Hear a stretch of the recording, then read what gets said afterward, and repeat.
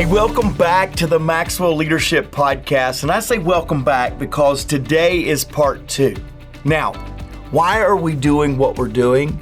It's because our goal is to add value to you, podcast listener, podcast leader, so you'll multiply value to others. As I said, today's episode is about continuing our 2-part process, our 2-part series on applying questions that will allow us to think through before starting something new, a new venture, a new project. Anything new in your organization or leadership needs you to intentionally think through it. That's why John's lesson today is so important. My co-host Traci Morrow and I will be back to talk after John's teaching on how you can apply this to your life, to your leadership, to this new product or process. If you'd like to watch this episode on YouTube or download the free bonus resource, you can visit maxwellpodcast.com/giveyourbest. Okay, I hope you've listened to part 1 because here is part 2 and John Maxwell. Question number 7, do you embrace failure as a friend? I've heard Tom Peters say this, you have probably too, or you've read it from him. He's the one that really kind of made it famous. Tom Peters said, test fast, fail fast, adjust fast. Boy, that's the key. Test fast. You think something will work, go out and try it. Get out there quickly, try it. Fail fast. You go out there and try, oops, didn't work. Adjust fast. That's how you build a new venture. It isn't a series of successes. It is a series of failures that you learn quickly from and adjusted and re-entered and went back in to do it again. That's where the success comes from. In my book, Failing Forward, I have a thesis. And the thesis of the book is the difference between average people and those who achieve is their perception of and response to failure. How I see failure going in, how I respond to failure coming out, is absolutely essential to my success. Question number 8. Are you creative in problem solving? Because when you do a new venture, you have all kinds of problems. New ventures attract problems. They just do. I mean, they're like, summer heat and mosquitoes. It just works. It takes a lot of creativity to deal with reality. Creativity is the joy of not knowing it all. The joy of knowing it all refers to the realization that we seldom, if ever, have all the answers. We always have the ability to generate more solutions to just about any problem. Being creative is being able to see or imagine a great deal of opportunity to life's problems. Creativity is having many options. In 1979, I wrote this. And I'm kind of proud of it. It's held the test of time. The letter P stands for the fact that problems are predictors. Nothing predicts your future more than problems because problems move you. Problems don't let you stay the same. They move you. Nothing is more predictive of what you're going to be by the problems that you have. They're reminders. There are reminders that life is not easy, that there is a lot of stress, and that's part of life. There are opportunities. Every problem has within it the seed of opportunity. Almost every good thing you and I have was birthed out of problems. Every time you take medicine, because somebody got sick. Somebody said, got to figure out a way to not get sick. So opportunities are the seedbed of problems. Letter B is their blessings. I have learned more and grown more in my life because of my problems than I have because of my success. Letter L, there are lessons. They have something to teach us. They never leave us the same. So the question is not, do you have the problem? The question is, what did you learn? Letter E, the problems are everywhere. Let me describe immature thinking. Immature thinking is thinking no one else has problems but you. That's immature thinking. Their problems are everywhere. They're messages. They're signals to us. They're just like the dashboard of our car. They're sending signals to us of things that we need to adjust, and that letter S is they're solvable. Question number 9, are you competitive? John Wooden said, you are in the presence of a true competitor when you observe that he or she is indeed getting the most joy out of the most difficult circumstances. The real competitors love a tough situation. That's when they focus better and function better. At moments of maximum pressure, they want the ball. Question number 10. Can you handle criticism well? Einstein said, great spirits have always encountered violent opposition from mediocre minds. And if you're going to start something, you're going to be criticized. The rule of 5% is very simple. No matter what you do, 5% of the people will not be happy. So you can't make them happy. Don't try to make them happy. They're just not going to be happy. Okay. So how do you handle criticism? Number one, ask yourself what kind of criticism it is. There's concerned criticism, which comes from someone who cares. Value that. There's constructive criticism that's given to help you or improve it. Learn from that. There's casual criticism. It's uncaring. It's often unfounded. Ignore it. And then there's cruel criticism. It's unfair and it's meant to hurt. Congratulations, you're successful. Those are the 4 levels of criticism. Number 2, assume people are trying to help you. That's a great way to handle criticism. Just assume that they're trying to make you better. Number 3, be open-minded. And number 4, stay on the high road. Always take the high road.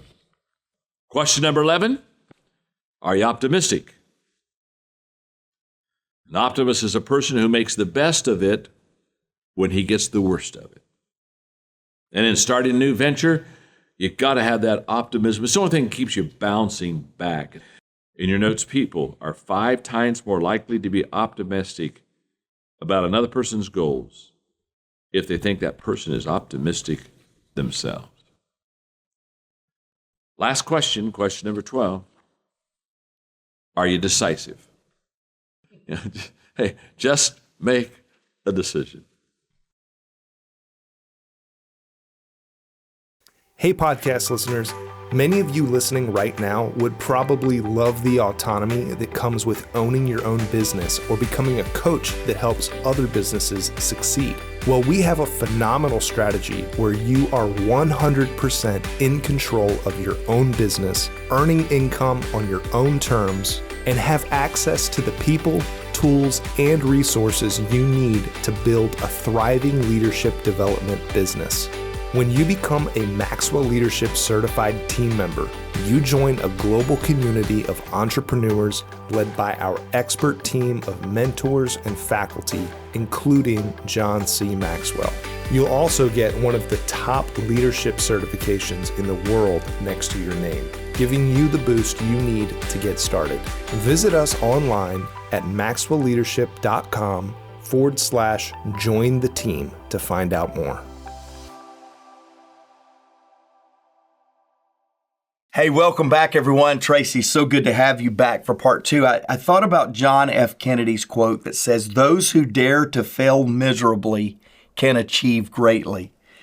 And I think that's really kind of a part of, do you have what it takes? These questions that John has been given us. And this week, you just heard questions 7 through 12.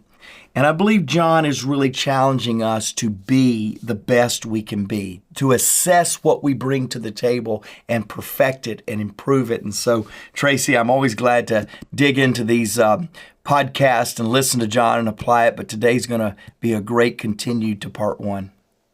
I completely agree. But I think if we want to get people to start thinking of failure from a different perspective, we need to stop using words like fail miserably. Like, I think we need to use words like fail spectacularly. Let's give a positive word, President Kennedy. Hey, here's the way we'll say it in Traci Morrow style. Fail with flair. Fail with flair. That's right. That's exactly right. Just make it big. With confetti. With confetti. That's right. That's right. So the first question for this week, question number 7, is do you embrace failure as a friend rather than a miserable companion, someone that almost makes you feel like you blew it and you're the worst and you should just give up now? And so I think most of us do view failure as like, maybe you should think about giving up and finding something else to do. So how, Mark, in your opinion, do we help our friends on the podcast, maybe ourselves in a little small way? I'm sure that we could even analyze ourselves because we all still struggle with this. How do we help ourselves, our friends, get into the arena and not fearing failure, especially when it involves, people and jobs and that voice in our head? How do we get away from that and moving towards viewing it as our friend? Yeah, you touched a little bit on it. And by the way, next week, I'm not even promoting next week, but I got to make this point to get to the next one. Next week, we start on the podcast a 4-week series where John is going to be talking about his new book, High Road Leadership.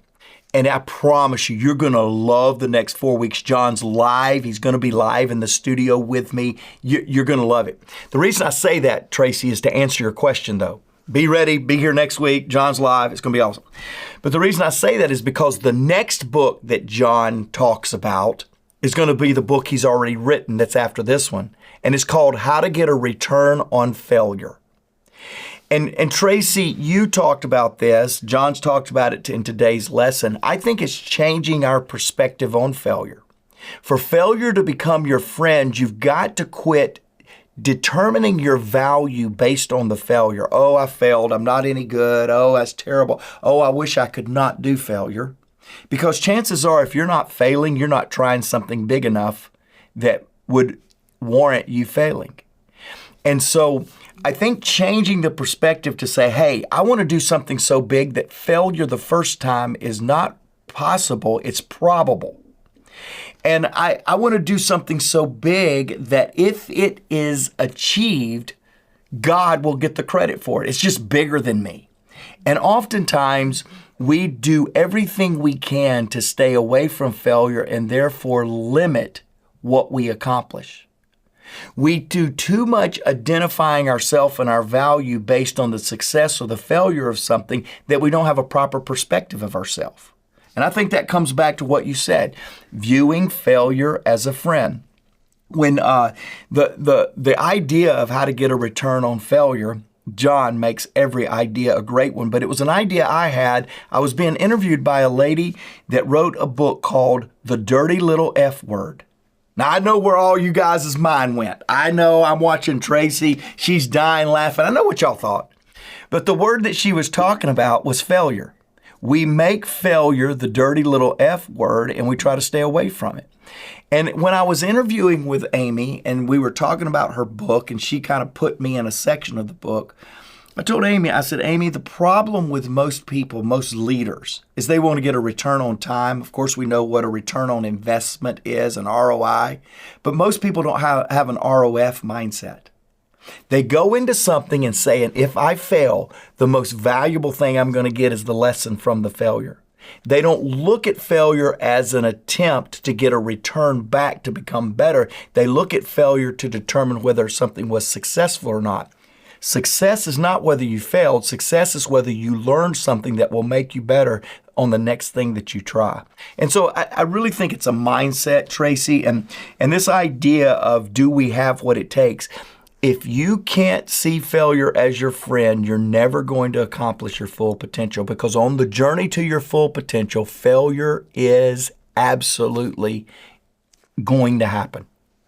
Yeah, and yet why is it so scary? I think from the time we're a little kid in school, when we don't want to raise our hand and give the answer and have it be wrong, very young, we are taught that it's scary to try in the chance that it's wrong, and then we're going to look foolish or feel foolish. And that carries with us really into adulthood. And if we can learn to, what's that old saying that success is not the opposite of failure. Failure is not the opposite of success. Failure is a part of success.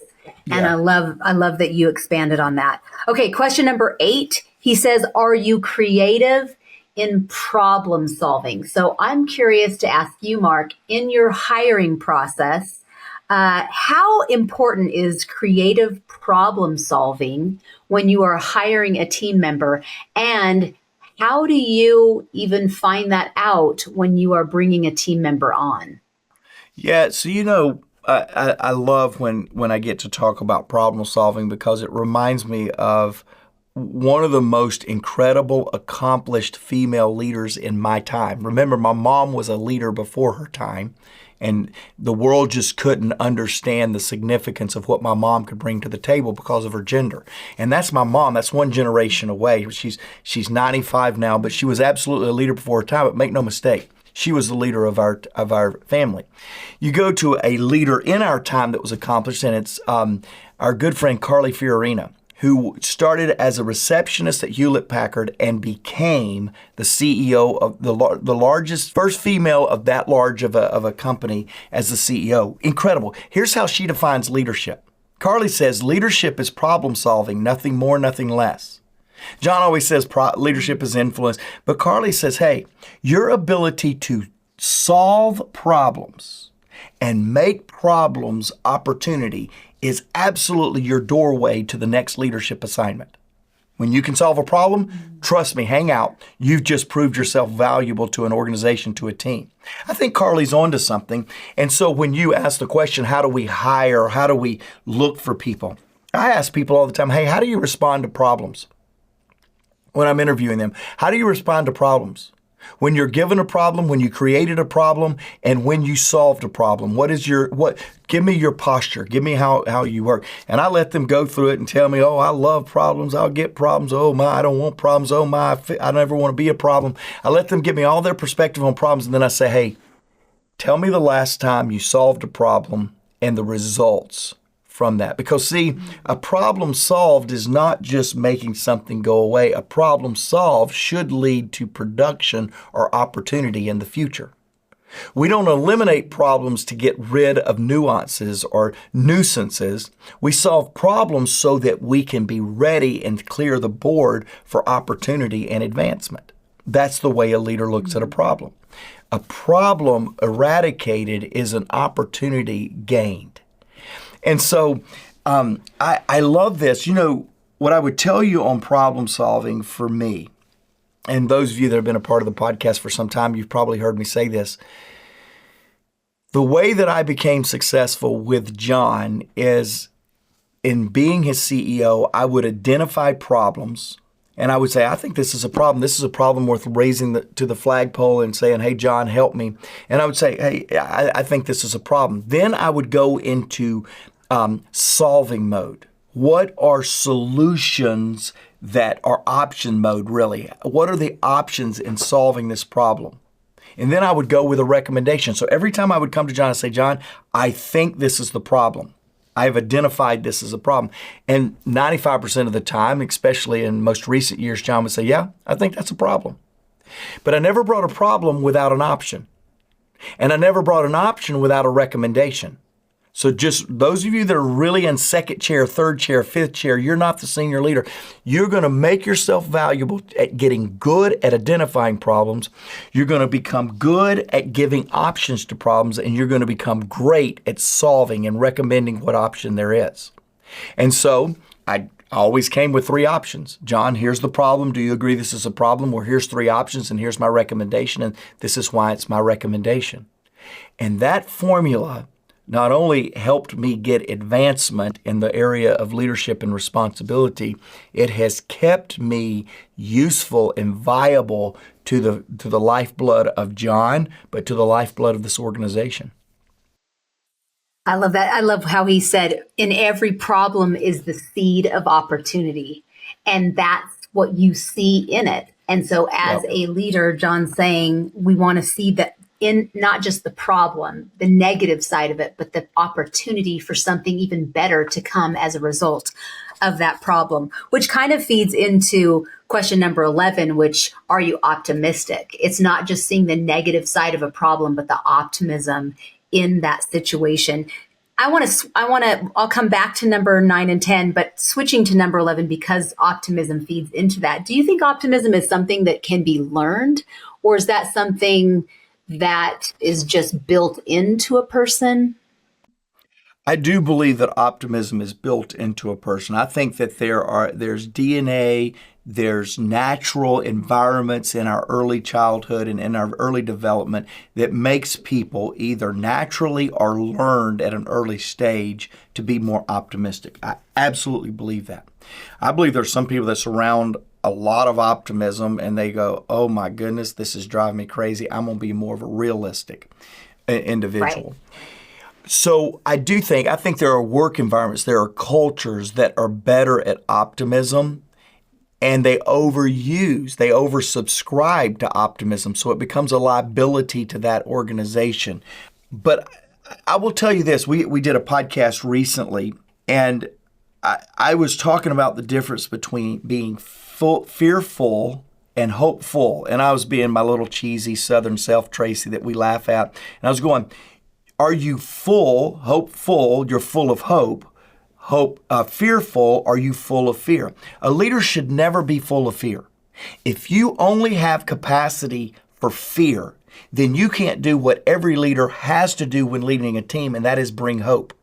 You can be realistic. In other words, you can have fear, but you can't be full of fear. Because in every leader, there has to be at least a sliver of hope. There has to be at least a little bit. So if you're up to your full capacity on fear, you can't lead, because people don't want to follow fear. They want to follow hope. And so back to your question on optimism, I think we have to have, even in difficult times, we have to have a ray of optimism, a ray of hope in our leadership. That's right. And I think if you're somebody who's filled with fear, I think everyone has hope in them. And if you are full of fear, then there's another issue that probably just needs to be dealt with in what you're feeding. John always says, starve your fear and feed your hope and your faith. Yep. Okay, so jumping back to the order of these questions, are you competitive? I think that kind of goes without saying when you're building something. Of course, you've got that fighter in you. So I think we'll jump to question 10, which I love, because I think everyone, it's something that we need to address, and John takes the time to address it. Can you handle criticism well? So I think in this world where there is so much, we've even opened ourselves up even on social media, where people, bots and people who you don't even know can weigh in and criticize you. But how have you seen John handle casual and cruel criticism? And then how has that affected how you have learned as a leader to handle criticism, Mark? Yeah, what my biggest takeaway from this, Tracy, was, can you handle criticism well? Often we call handling criticism well, meaning we can take it, give it to me. But John teaches us that there's some criticism that you need to reject, you need to ignore. And that's what we're talking about today. And there's ways to talk about, hey, how do you make the most of criticism? How do you make criticism your friend? And that's all good. I like all that. But what I want to spend my time and our time on, Tracy, is talking about handling it well. And I think John gave us an incredible framework that I'm going to talk about in just a moment. But let me say this. I think the reason John Maxwell handles criticism well, not does he handle criticism. That's a good question. Can you handle criticism? ? It's good. That's good. You need to answer that question. But today, that's not what we're doing. Can you handle it well? Is what we're talking. I think that John absolutely handles criticism better than anybody I've ever met. Why? Because he never gets it? No, he gets it quite often. He gets it from friends. He has friendly fire quite often. I can remember when John started a coaching company and people didn't understand. Not only do they not understand, he's very successful, they didn't understand how it could be a coaching company. It wasn't substantive enough. They didn't like the faculty. They didn't like how it was presented. John was a subject of incredible criticism. I was here even before that when John gave up his place of his ministry as a pastor and went to the business community. And 70% of the calls I handled as a customer service rep was people friendly fire. It's people criticizing him for doing that. And I'm watching John right now making some decisions and befriending people, even as we speak. I mean, right now at the recording of the podcast, and people going, why'd you speak on that stage? Why'd you do that? And I'm watching John handle that well. So that's what I want to key on. He knows when to value it, when to learn from it, when to ignore it, and when to reject it. And that's what John's talking about. Concerned criticism comes from someone who cares. Value that. Tracy, you and I, we won't take time today. We don't even have enough time, but you and I, you gave me some incredible critique 2 phone conversations ago. We've had 2. I mean, it was incredible. It was not easy. It was one of the hardest conversations you've ever had with me. And by the way, it wasn't anything nasty, guys. It was just Tracy and I trying to work through something. You know why you gave me that? Because you care as much as you care for what we do as much as I do. It was from a place of care, and I valued it. And it was incredibly helpful to me. You need to know if you're getting criticism from someone who cares, and you need to value that. Then John says, constructive criticism. Constructive criticism, we need to learn from it. We need to learn from someone that is helping us on how to learn and improve. But again, I go back to what I'm saying. The way you can handle criticism well is being comfortable in your own skin. You can't assess someone else's motive of being caring or being passionate about your improvement if you come from an unstable, insecure, self-doubting place. You can't. Because you see the world as you are, not as the way they are. That's true. And so you don't even know how to assess somebody's motive on criticism if you're not settled within yourself. But when you get settled, now you can look at someone that cares for you and say, I know you're giving me that because you care for me. I know you're giving that to me because you want to learn from me. But then we go to the dark side of criticism. And this is right in John's notes. You need to download the bonus resource if you haven't, because there's meat in those notes. We go to the dark side of criticism, which is casual criticism and cruel criticism. Casual criticism is often uncaring and unfounded. They just want to criticize something. It's what's happening in social media right now. Post something that somebody else don't like, and they're going to casually, hiding behind their keyboard, they're going to casually give you why you're wrong, why they disagree. They don't care about you. They're not trying to make you better. They're just trying to find a fight to pick. It's casual. John says you got to learn how to ignore that. Don't even give it a moment. I can remember when there were political issues that people wanted John to make a comment on. And John said, I'm not making a comment on that. My life has made a comment on that issue. I'm not getting there. And I mean, all of our team wanted John to raise a flag. In fact, they said, silence is agreement.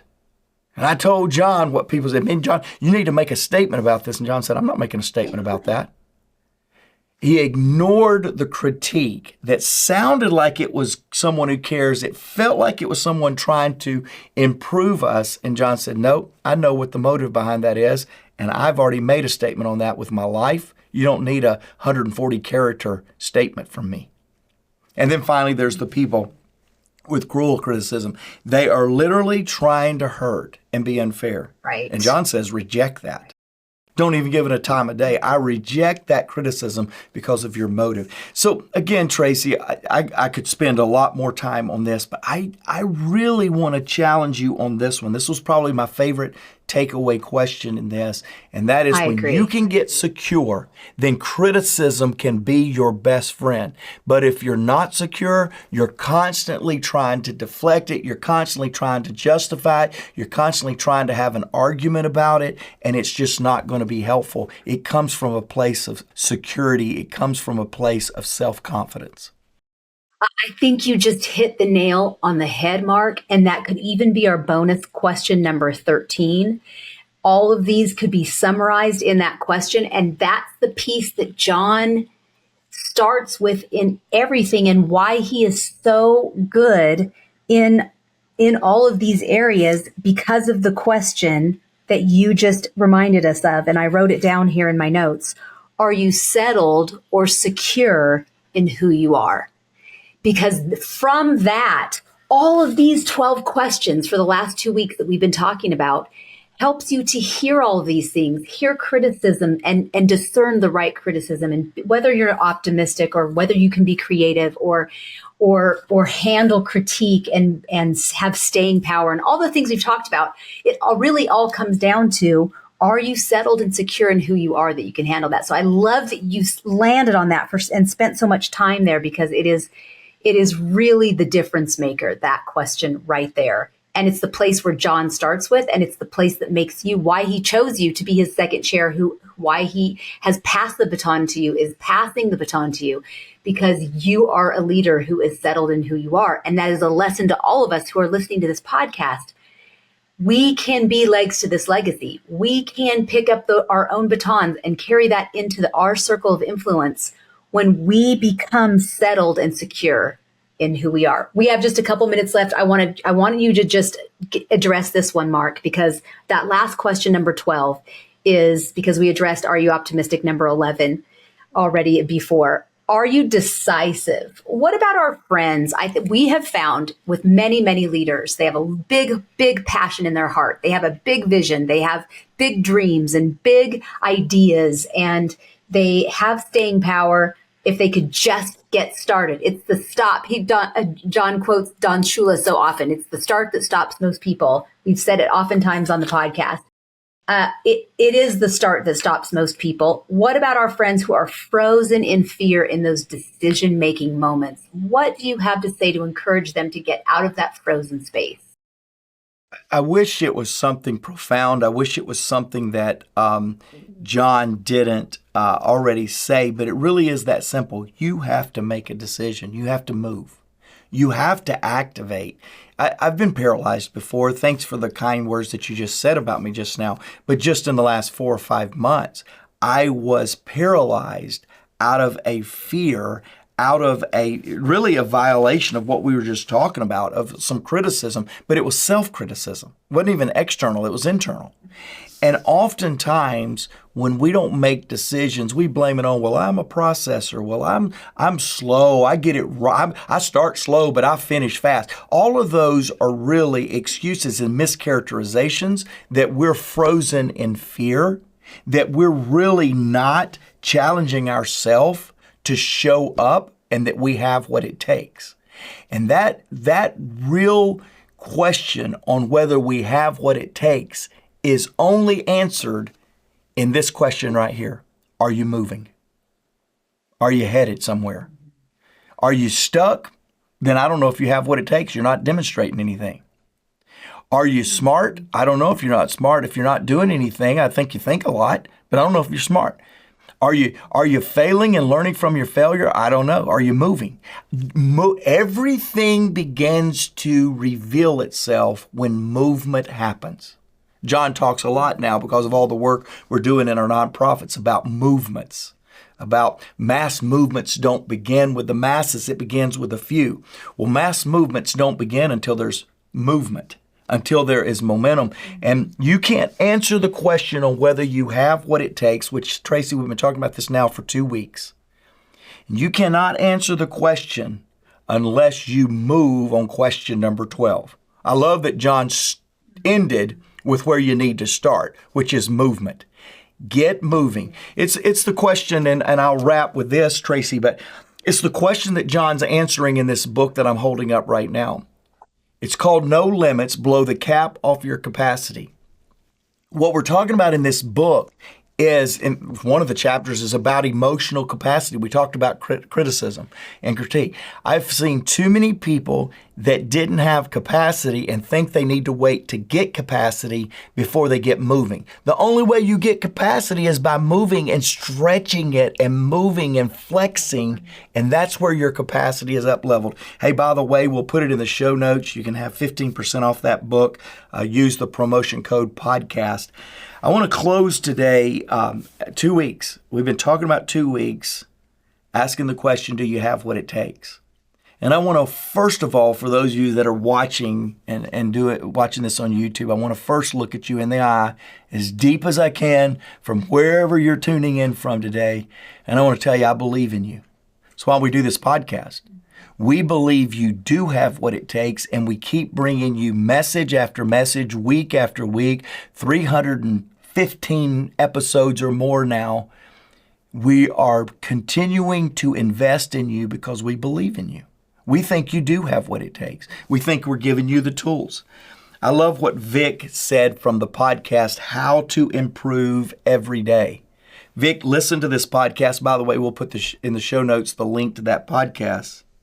But he said some kind words about me that, Vic, it sounds like you're my brother, so I'm not even going to read the words about me. He said, but I've listened to many of the Maxwell podcasts, and I am always able to take something away that makes me better.